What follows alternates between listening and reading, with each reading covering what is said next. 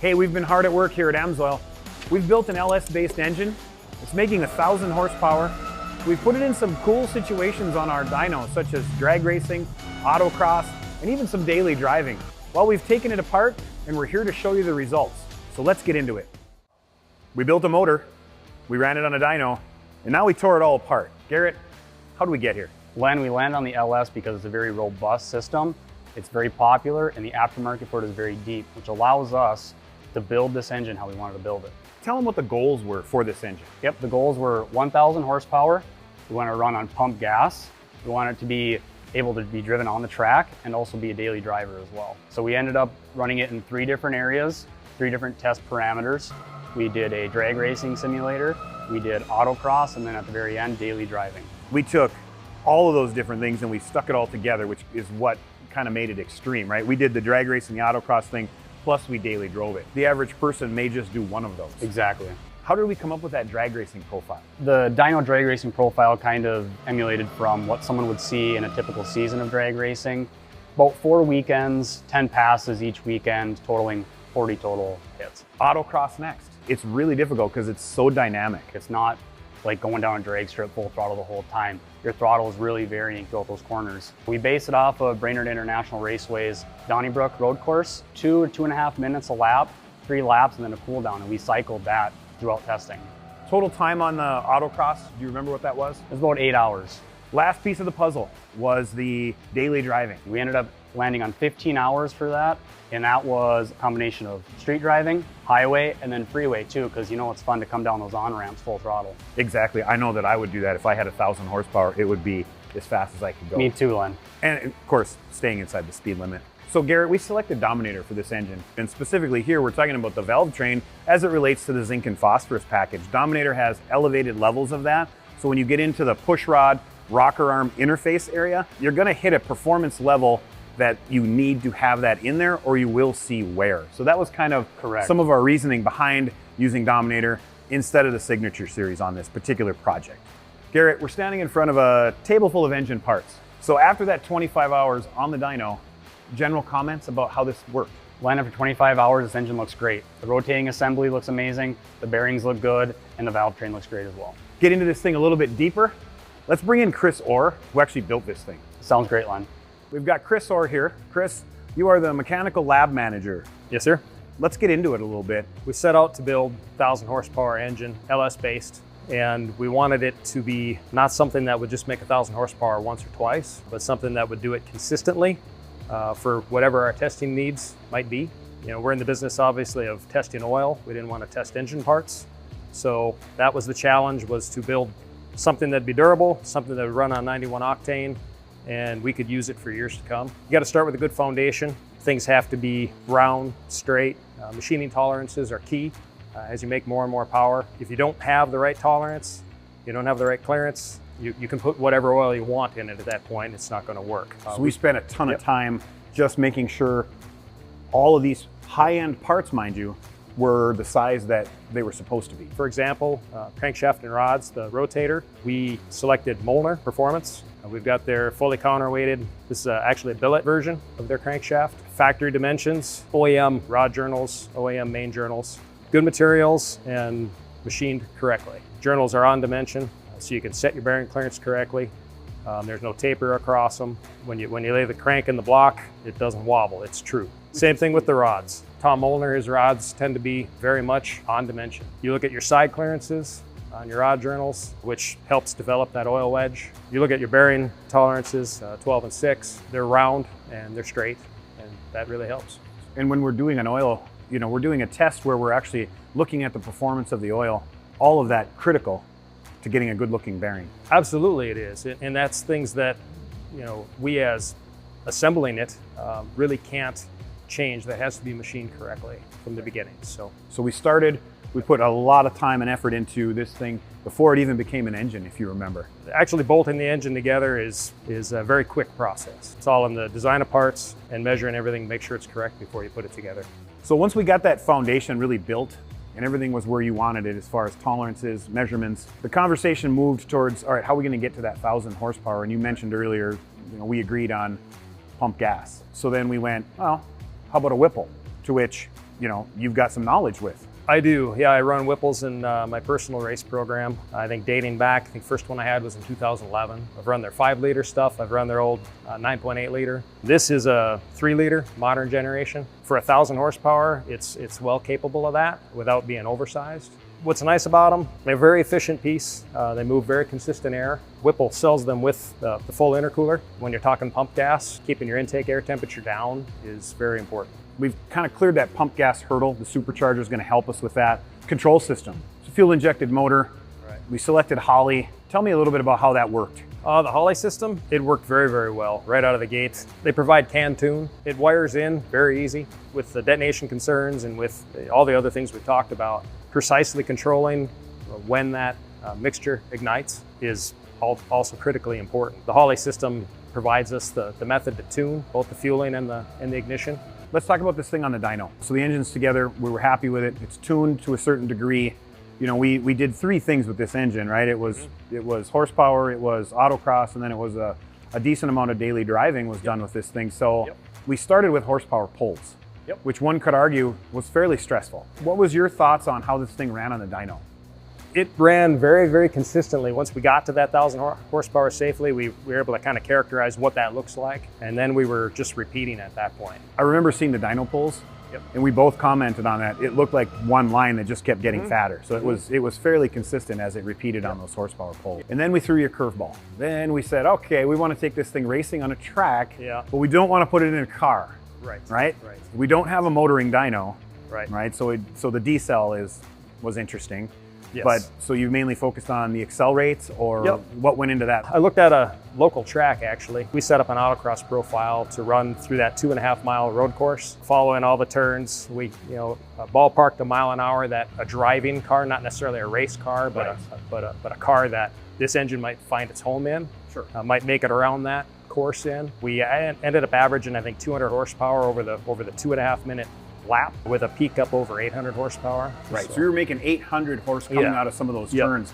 In a normal car that doesn't have good tires on it. Yeah, it's not going to go very far. It's going to spin. Yes, absolutely. So we were definitely putting some stress on there. Yeah, when we ran that road course first, our oil temperature was pegging past 275, heading towards 300 in a matter of minutes. Right. So, I mean, we were definitely running it hard. So. Right, and that was kind of the key for that actual piece of this program was to put some heat in this engine, because drag racing, some people don't understand, it doesn't put any heat in the oil. So the last piece of the puzzle was the daily driving. What did we do there?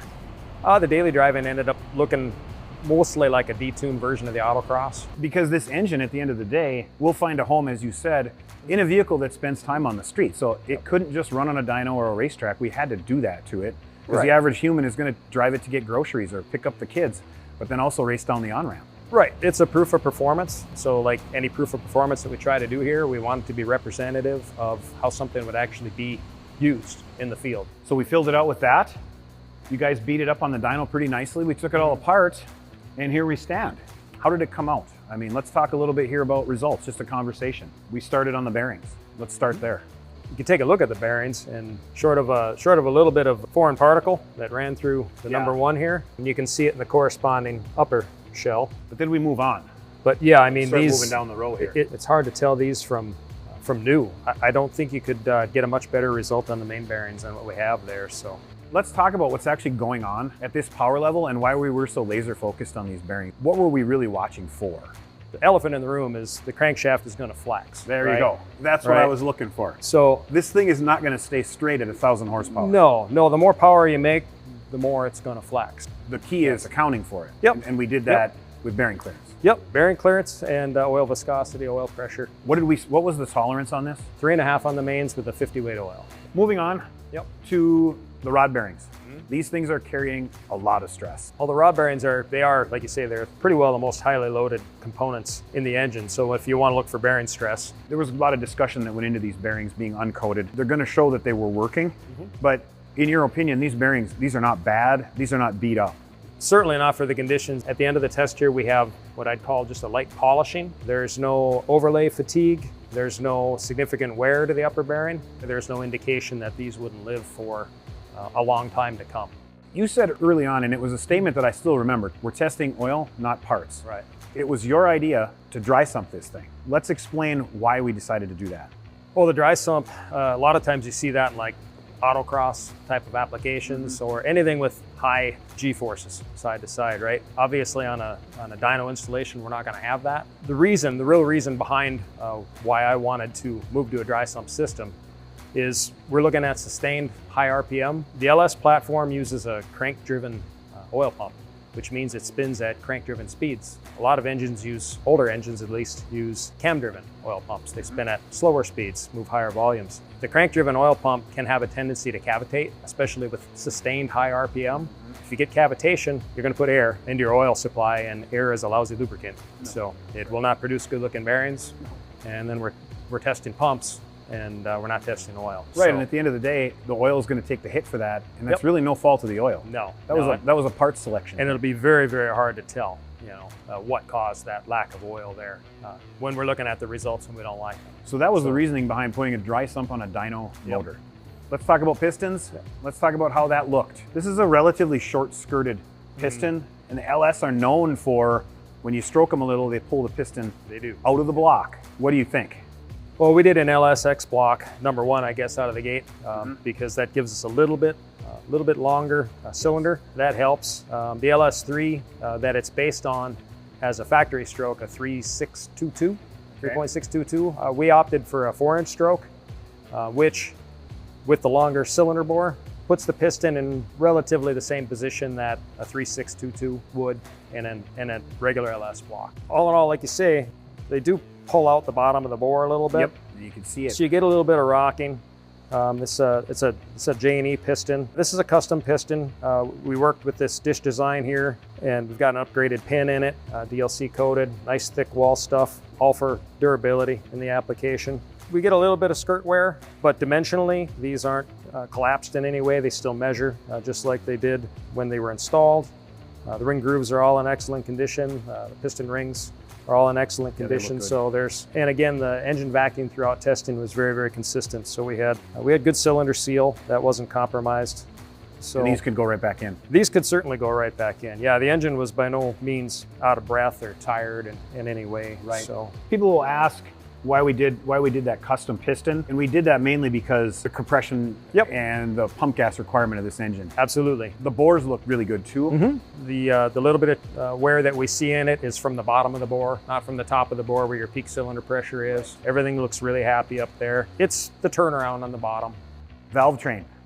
This is what I would consider a high-end valve train. It is. So this is Jessel shaft system, Jessel roller lifters, DLC coated, very, very nice stuff. I mean, after all the runtime that we have on it, if you spray the oil off of these and put them in the box, I think you could. I don't think you would know. You could mistake them for new. There's no way you could tell. No, really. I mean, they are pristine. It's got a trend push rod, custom length for what we needed. We ran a Manley spring setup, and we ran a fairly high pressure, solid roller. We were in the 750 to 800 pounds over the nose. Yeah, and that's a chunk. Yeah. That's not a production motor. No, definitely not. It's not a hydraulic roller cam engine. It's a solid roller set up for valve train that could, honestly spin quite a bit higher than we probably ever did. But our interface here, you get some decent amount of pressure and loading that's going to go between these two surfaces.